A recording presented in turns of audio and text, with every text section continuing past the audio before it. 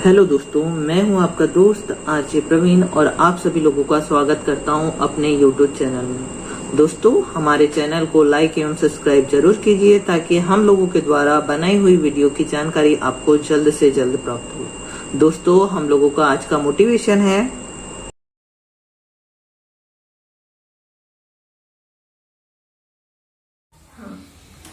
बर्फ को पानी में बदलने में वक्त लगता है, ढले हुए सूरज को निकलने में वक्त लगता है। थोड़ा धीरज रख, थोड़ा और जोर लगाते रहना, जंग लगे दरवाजे को खुलने में वक्त लगता है।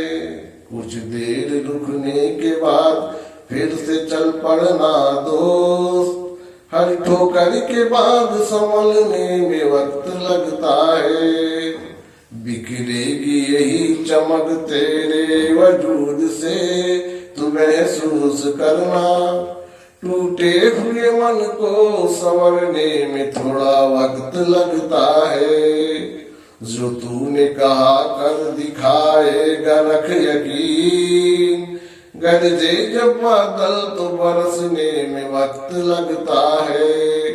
खुशी आ रही है और आएगी, इंतजार कर, जिद्दी दुख दर्द को टलने में थोड़ा वक्त लगता है। दोस्तों, कंटिन्यूटी के द्वारा आप अपने लक्ष्य को प्राप्त कर सकते हैं।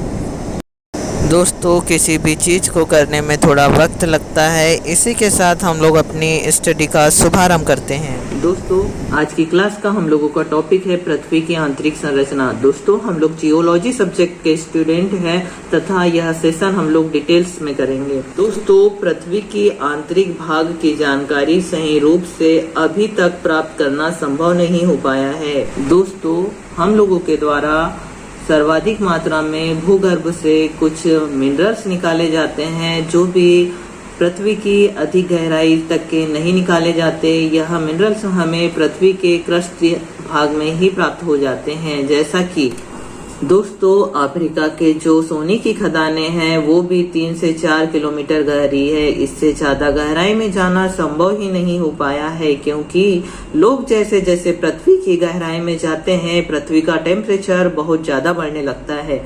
आज तक के सबसे गहरी ड्रिल की भी बात करें तो दोस्तों, अंटार्कटिका महासागर के कुल क्षेत्र में है, 12 किलोमीटर गहरी है। और ज्वालामुखी की भी बात करें दोस्तों हम लोग तो यह 60 किलोमीटर की गहराई तक के ही सीमित होते हैं। कुछ भूवैज्ञानिकों ने भी बहुत से स्रोतों के द्वारा पृथ्वी की संरचना का अनुमान लगाया। दोस्तों, हम लोग जियोलॉजिकल एविडेंस के आधार पर, भूवैज्ञानिकों के आधार क्रम के आधार पर इसे हम लोगों ने 2 भागों में बांटा गया है। पहला है आपका प्राकृतिक स्रोत और सेकेंड है आपका अप्राकृतिक स्रोत। दोस्तों, प्राकृतिक स्रोत में हम लोग वॉल्केनो इरोजन व अर्थक्वेक साइंस के आधार पर पृथ्वी की आंतरिक संरचना की बात करेंगे। दोस्तों, अप्राकृतिक स्रोत में डेंसिटी, प्रेशर व टेम्परेचर को रखा गया है। दोस्तों, हम लोग पहले अप्राकृतिक स्रोत अर्थात डेंसिटी क्या होती है, प्रेशर व टेम्परेचर के आधार पर पृथ्वी की आंतरिक संरचना की बात करेंगे। दोस्तों, सबसे पहले हम लोग डेंसिटी की बात करते हैं। जब निश्चित एरिया में किसी मटेरियल का जो वजन होगा वह उसकी डेंसिटी होगी।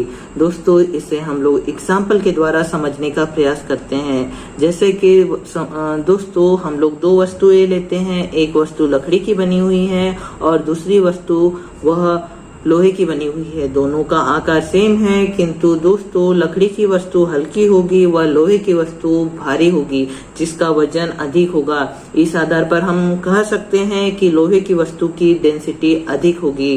अर्थात एक निश्चित एरिया में किसी मटेरियल का जो वजन होगा वह उस वस्तु की डेंसिटी होगी। दोस्तों, जब किसी वस्तु की डेंसिटी अधिक होगी अर्थात उसका वजन अधिक होगा। जब किसी वस्तु का वजन अधिक होगा तो उसका प्रेशर अधिक होगा। जब प्रेशर अधिक होगा दोस्तों तो उसमें टेम्परेचर की मात्रा भी बढ़ जाएगी। अर्थात डेंसिटी प्रेशर के अनुक्रमानुपाती होगी और प्रेशर टेम्परेचर के अनुक्रमानुपाती होगा। इस तरीके से दोस्तों हम लोग कह सकते हैं कि जब किसी वस्तु की डेंसिटी अधिक होगी तो उसके टेम्परेचर का मान भी बढ़ेगा। चलिए दोस्तों, हम लोग क्लास को आगे कंटिन्यू करते हुए समझते हैं कि वैज्ञानिकों ने कैसे बताया कि पृथ्वी के आंतरिक भाग की डेंसिटी अधिक है। दोस्तों, वैज्ञानिकों ने देखा कि पृथ्वी की बाहरी सतह से आंतरिक सतह में जाने पर पृथ्वी का टेम्परेचर बढ़ रहा है। इस आधार पर दोस्तों वैज्ञानिकों ने बताया कि पृथ्वी के आंतरिक भाग की डेंसिटी अधिक है। साथ ही दोस्तों उन्होंने अपनी गणना के आधार पर यह बताया कि पृथ्वी की सतह से आंतरिकी भाग में जाने पर प्रति 32 सेंटीमीटर में 1 अंश सेल्सियस की वृद्धि हो जाती है। दोस्तों, कुछ भूवैज्ञानिकों के द्वारा पृथ्वी की आंतरिक संरचना को समझाने का प्रयास किया। चलिए इनके द्वारा बताए गए थीसिस पर हम लोग प्रकाश डालते हैं। दोस्तों, सिस्मिक वेव, जियोफिजिक्स व डेंसिटी के संबंधित तथ्यों के आधार पर विलियमसन व एडम्स ने पृथ्वी की आंतरिक संरचना को समझाने का प्रयास किया व इनके अनुसार पृथ्वी की आंतरिक संरचना को 4 भागों में बांटा गया है। दोस्तों, इन्होंने बताया कि जो ऊपरी सतह है उसकी डेंसिटी कम है, वह सिलिकेट खनिजों से बनी हुई है तथा इसमें पदार्थों का घनत्व 2.8 से लेकर 3.2 ग्राम प्रति घन सेंटीमीटर है तथा इसकी मोटाई प्रायः 100 किलोमीटर मानी है। दोस्तों, इसके नीचे अधिक घनत्व वाले सिलिकेट है अर्थात पेरिडोटाइट से बना हुआ है ऐसा माना गया है तथा इसकी डेंसिटी 3.3 से 4.35 ग्राम प्रति घन सेंटीमीटर है ऐसी बताई गई है। साथ ही इसकी मोटाई 1600 किलोमीटर है यह माना गया है। जस्ट इसके नीचे क्रमशः लोहा व निकिल के मिश्रण पाए जाते हैं। साथ ही इसे पेलासाइट भी कहा जाता है। यहाँ पर इसका घनत्व अधिक हो जाता है। इसका घनत्व 6 से 8 ग्राम प्रति घन सेंटीमीटर है ऐसा बताया गया है। साथ ही इसकी जो मोटाई है वह 1400 किलोमीटर बताई गई है। नेक्स्ट भाग है जिसे क्रोट का भाग कहा गया है और यह बताया गया है कि यहाँ शुद्ध निकिल व शुद्ध लोह धातु पाई जाती है व इसकी मोटाई 3400 किलोमीटर है ऐसा बताया गया है। साथ ही इसकी डेंसिटी 10 ग्राम प्रति घन सेंटीमीटर है ऐसा माना गया है। दोस्तों, हम लोगों के नेक्स्ट वैज्ञानिक हुए हैं वांडर ग्रेटेस गुटेनबर्ग। इनके अनुसार पृथ्वी की संरचना को 4 भागों में बांटा गया। साथ ही दोस्तों इनके द्वारा कुछ महत्वपूर्ण तथ्य बताए गए जो कि कंपटीशन एग्जाम के लिए अत्यंत महत्वपूर्ण भूमिका निभाते हैं। दोस्तों, इनके अनुसार पृथ्वी को 4 भागों में बांटा गया जिसमें से पहला भाग है अपर सिलिकेट स्तर। इस स्तर में oxygen, silica, aluminium, potassium, sodium व अत्यंत कम मात्रा में आयरन व मैग्नीशियम के यौगिक पाए जाते हैं। इस बेड का घनत्व 2.75 से लेकर 3.1 ग्राम प्रति घन सेंटीमीटर माना गया है। साथ ही दोस्तों इस बेड की मोटाई 60 किलोमीटर मानी गई है तथा इसे भी 3 भागों में सब डिवाइड किया गया है जिसमें पहला भाग है अपर सब बेड। यह ग्रेनाइट रॉक से निर्मित मानी गई है। साथ ही इसका घनत्व 2.75 ग्राम प्रति घन सेंटीमीटर माना गया है। इसकी मोटाई 10 किलोमीटर मानी गई है। सेकेंड भाग है मिडिल सब बेड। बेसाल्टी तथा एम्फीबोलाइट रॉक से निर्मित मानी गई है। साथ ही इसका घनत्व 2.9 ग्राम प्रति घन सेंटीमीटर माना गया है। इसकी मोटाई 20 किलोमीटर मानी गई है। दोस्तों इसका तीसरा भाग है इनर सब बेड जिसमें डोनाइट व पेरिडोटाइट रॉक पाई जाती है जिसका घनत्व 3.1 ग्राम प्रति घन सेंटीमीटर माना गया है। साथ ही दोस्तों इसकी मोटाई 30 किलोमीटर मानी गई है। दोस्तों हम लोगों के द्वारा ऊपरी भाग के 3 सब बेडेड का एनालिसिस किया गया। दोस्तों इसी का सेकेंड टॉपिक है इनर सिलिकेट बेड। इस स्तर में oxygen, silicate, magnesium, iron, calcium के यौगिक मुख्य रूप से पाए जाते हैं। साथ ही इसमें पोटेशियम व सोडियम अति कम मात्रा में पाया जाता है। इसका घनत्व 3.10 से लेकर 4.75 ग्राम प्रति घन सेंटीमीटर माना गया है। साथ ही दोस्तों इसकी मोटाई 1100 किलोमीटर मानी गई है। दोस्तों इसका थर्ड टॉपिक है पेलासाइट बेड। इस बेड में ऑक्सीजन, सिलिका, मैग्नीशियम, आयरन के यौगिक के साथ साथ निकेल व आयरन की धातु के सब मिश्रण भी पाए जाते हैं। दोस्तों इसका घनत्व 4.75 से लेकर 5.0 ग्राम प्रति घन सेंटीमीटर माना गया है। साथ ही दोस्तों इसकी मोटाई 1800 किलोमीटर मानी गई है। दोस्तों पृथ्वी के आंतरिक भाग को क्रोड या निफे कहा गया है तथा यह बताया गया है कि यह पेवर, निकेल व लोहे की धातु का बना है। साथ ही दोस्तों इसका घनत्व 11 ग्राम प्रति घन सेंटीमीटर माना गया है। साथ ही दोस्तों इस भाग की मोटाई 3600 किलोमीटर मानी गई है।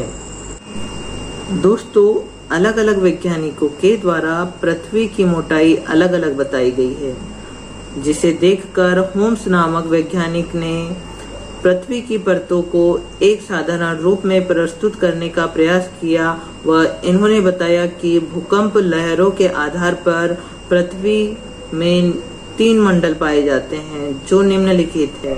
दोस्तों जिसमें से पहला मंडल है स्थल मंडल, जिसे लिथोस्फीयर कहा जाता है। इसकी गहराई 100 किलोमीटर मानी गई है।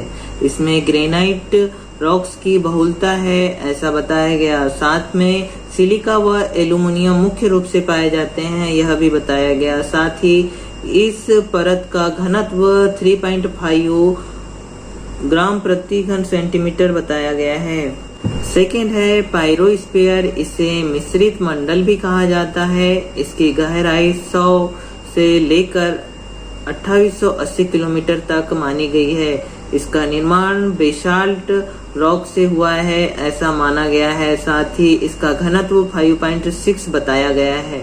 थर्ड है बेरीस्फीयर, इसकी गहराई 2880 से केंद्र तक मानी गई है। इसकी परत का घनत्व 8 से 11 ग्राम प्रति घन सेंटीमीटर माना गया है तथा इसमें लौह और निकेल धातु की अधिकता मानी गई है। दोस्तों रिवीजन बहुत आवश्यक है। दोस्तों हम लोगों ने आज की क्लास में पृथ्वी की आंतरिक संरचना संबंधित तथ्यों पर बात की। इसमें हम लोगों ने विलियमसन व एडम्स के द्वारा पृथ्वी की आंतरिक संरचना को 4 भागों में डिवाइड किया था, उसका अध्ययन किया। दोस्तों हम लोगों ने नेक्स्ट वांडर ग्रेटेस्ट गुटेनबर्ग के द्वारा पृथ्वी की आंतरिक संरचना को 4 भागों में डिवाइड किया गया था, उसका अध्ययन किया, जिसमें से हम लोगों ने अपर सिलिकेट बेड को 3 भागों में डिवाइड किया था। अपर सब बेड, मिडिल सब बेड और इनर सब बेड। सेकेंड पॉइंट था इनर सिलिकेट बेड, पेलासाइट व क्रोट। इसके आधार पर हम लोगों ने पृथ्वी की संरचना का अध्ययन किया था। साथ ही दोस्तों अनेक भूवैज्ञानिकों के द्वारा पृथ्वी की आंतरिक संरचना की मोटाई अलग अलग बताई। इसे होम्स नामक वैज्ञानिक के द्वारा एक सरल रूप में प्रदान किया गया व इसे भूकंपीय तरंगों के आधार पर 3 भागों में डिवाइड किया गया, जिसमें से हम लोगों ने पहले लिथोस्फीयर पढ़ा, उसके बाद में पायरोस्फीयर और फिर बेरीस्फीयर, जैसा कि चित्र में समझाया गया है। साथ ही दोस्तों हम लोग नेक्स्ट क्लास में प्रचलित मतानुसार पृथ्वी को 3 भागों में बांटा गया है उसकी स्टडी करेंगे। साथ ही दोस्तों पृथ्वी की आंतरिक संरचना से संबंधित महत्वपूर्ण क्वेश्चंस की भी स्टडी करेंगे। दोस्तों हम लोगों का वीडियो अगर आप लोगों को पसंद आया हो तो हमारे चैनल को लाइक एवं सब्सक्राइब जरूर कीजिए। धन्यवाद।